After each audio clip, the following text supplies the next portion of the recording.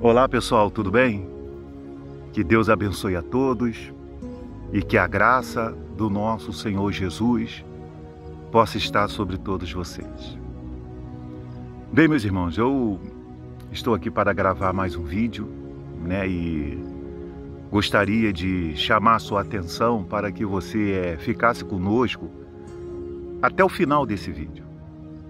Tá? Que você não ouvisse aí apenas uma partezinha, você não venha se interter com outras coisas. Se você puder, tirar para ouvir os nossos vídeos no momento em que você possa parar para ouvir, porque ouvir a palavra de Deus, nós precisamos muitas das vezes, ou todas as vezes, pará-la para ouvir. Eu não posso querer ouvir Jesus como um dia a Marta queria ouvir, intertida com outras coisas, entendeu? E foi reprovar Maria, porque Maria estava aos pés de Jesus ouvindo. E Jesus disse assim: Marta, Maria escolheu a melhor parte, isso não lhe será tirada. Então, muitas das vezes, as pessoas querem ouvir a palavra de Deus a forma delas. E Deus, muitas das vezes, não consegue falar no detalhe. Razão pelo qual eu, várias vezes, quando eu quis que Deus falasse comigo, eu fiz desse lugar aqui, esse mesmo lugar que eu estou sentado aqui, o meu santuário, para que Deus aqui pudesse falar comigo, para que eu não viesse estar intertido com nada, porque o ambiente que eu estou aqui é esse. Eu em silêncio, ó.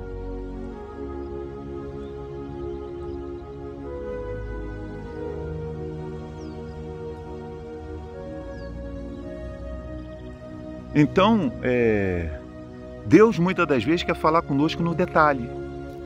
E nós precisamos parar para ouvi-los. Então, eu gostaria que você pudesse parar, e tirar um tempo para ouvir o que nós aqui iremos colocar hoje, porque Deus trouxe ao meu coração uma mensagem que eu gostaria de compartilhar com vocês, Eu me senti muito agradecido a Deus por Ele trazer essa mensagem no meu coração devido aos dias que nós temos vivido. Porque a frase do dia que nós temos vivido, que está em evidência, é a palavra morte. Morte. Viva hoje da melhor forma, porque o amanhã 62 pessoas. Agora o senhor Abravanel.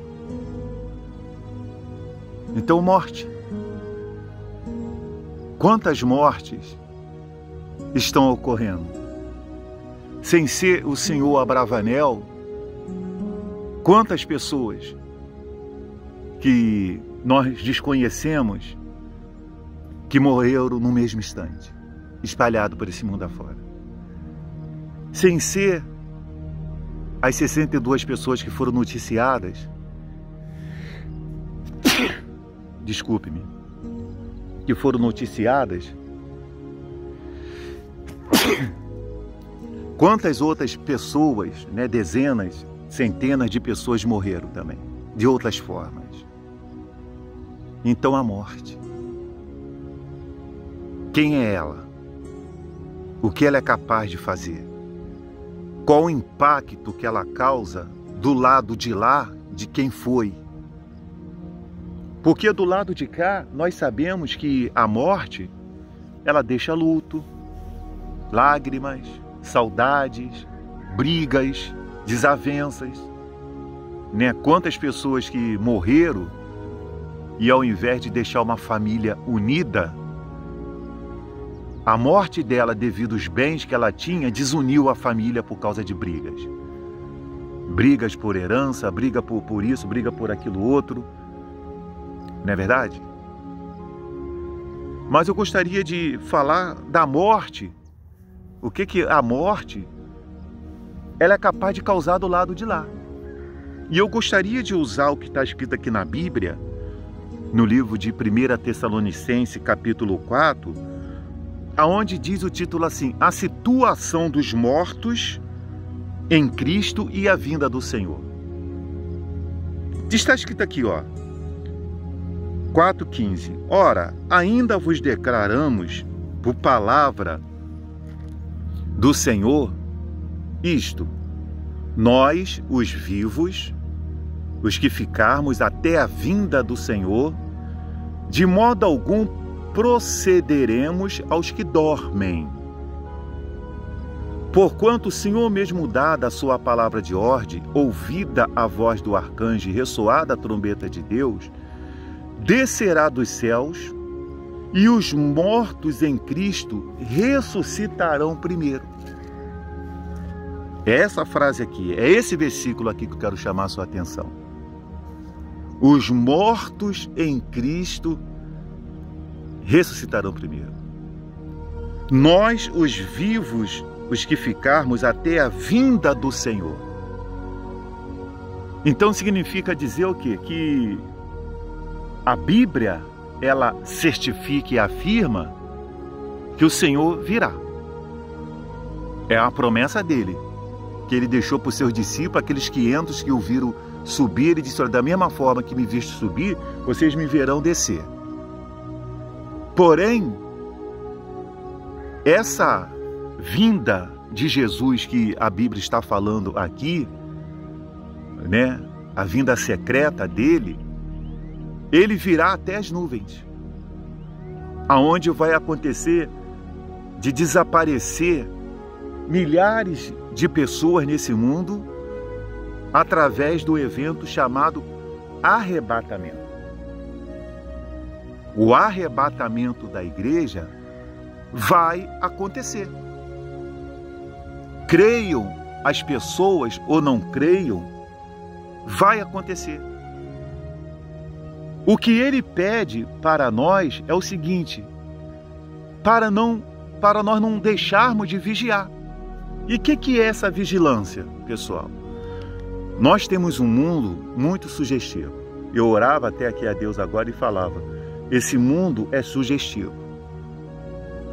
Mas ele diz na palavra dele, o próprio Pai Nosso diz, para Deus não nos deixar cair em tentação.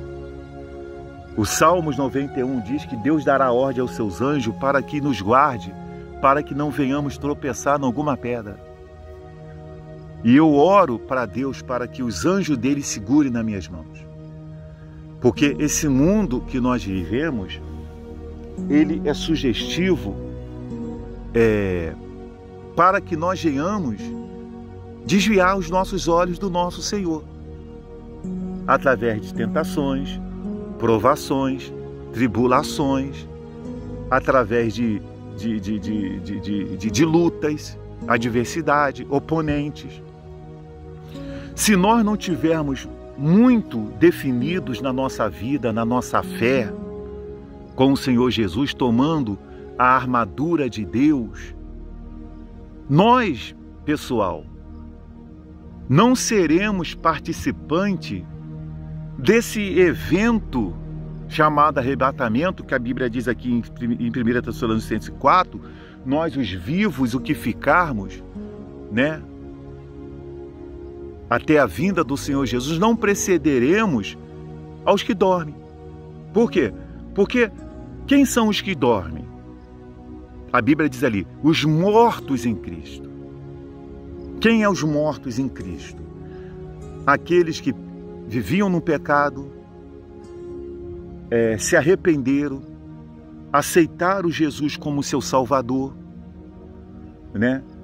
Entregaram a sua vida para Jesus, largaram esse mundo, a vida de pecado, abandonaram a vida de pecado, desagradaram amigos, parentes, mas abnegaram-se, renunciaram a si mesmos, batizaram-se nas águas, foram batizados no Espírito Santo, né? Receberam o Espírito Santo e passaram a viver uma vida com Jesus.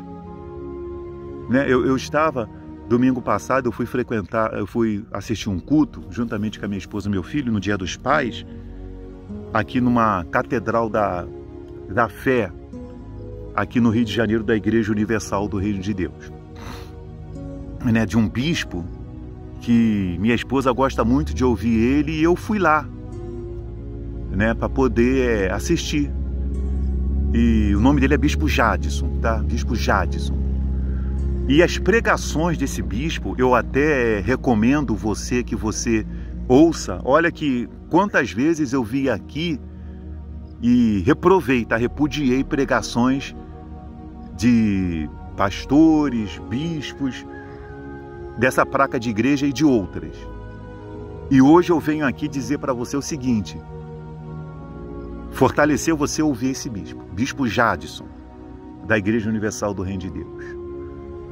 Segue até ele, se você puder. E veja o conteúdo das pregações que ele tem levado, falando sobre a salvação, né, o inferno, a volta de Jesus. Assim, pessoal, eu participei no Dia dos Pais, daquele culto que foi até Santa Ceia, mas que culto maravilhoso. Aquilo é um culto que glorifica Jesus. Aquilo é um culto com propósito realmente do que o Evangelho da Graça, da proposta do Evangelho da Graça.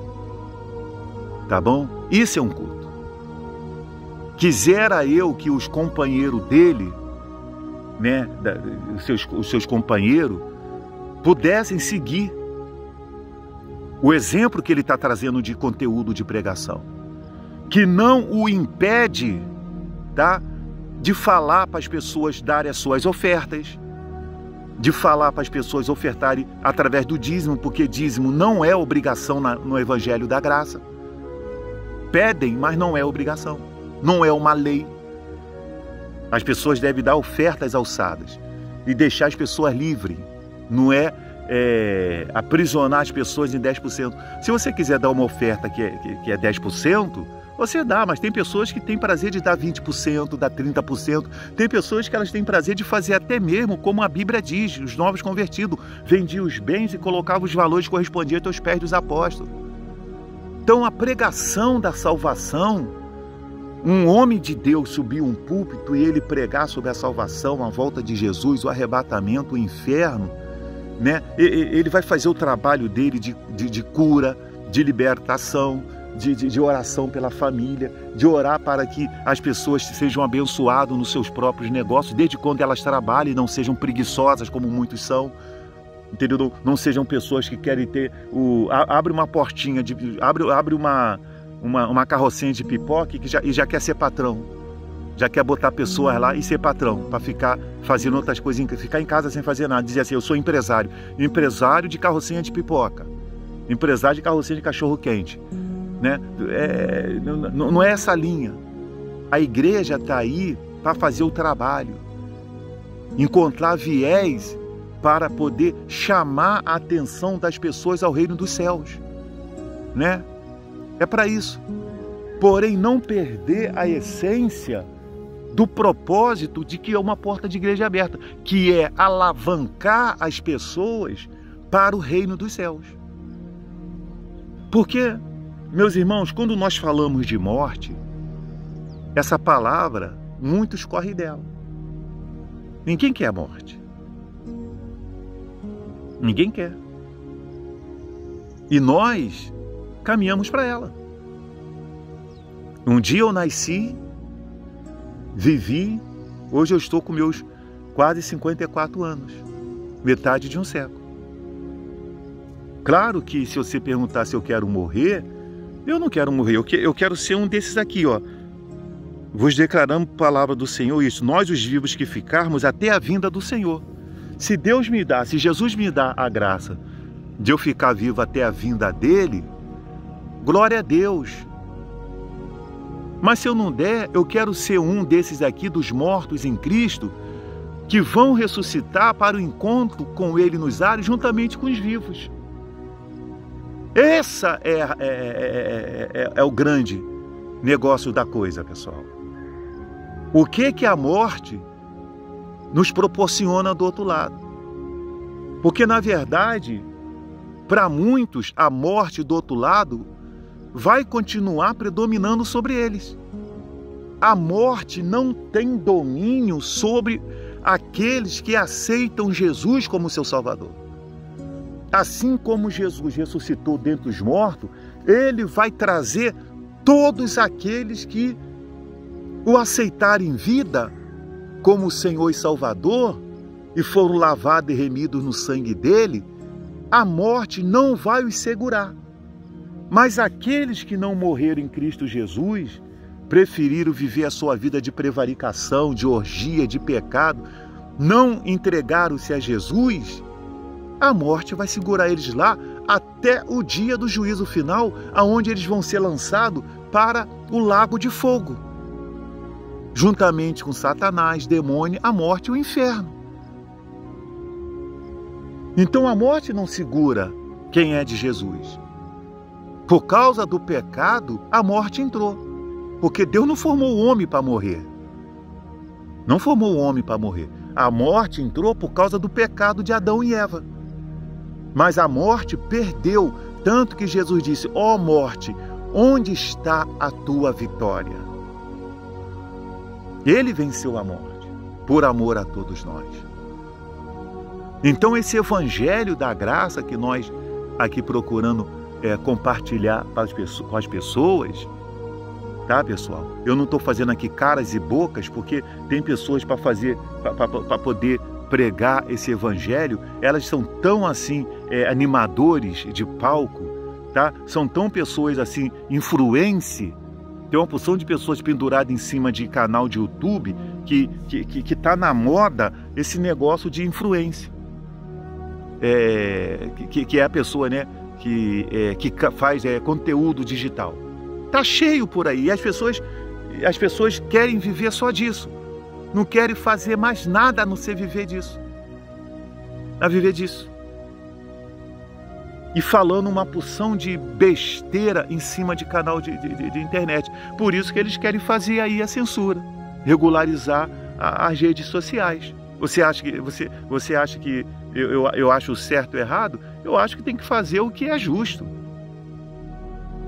Justo. Agora, é tantas coisas sem regularização, começando dentro do TSE, começando dentro do STF, começando dentro do Senado, dentro da Câmara dos Deputados. Regulariza muita coisa lá também.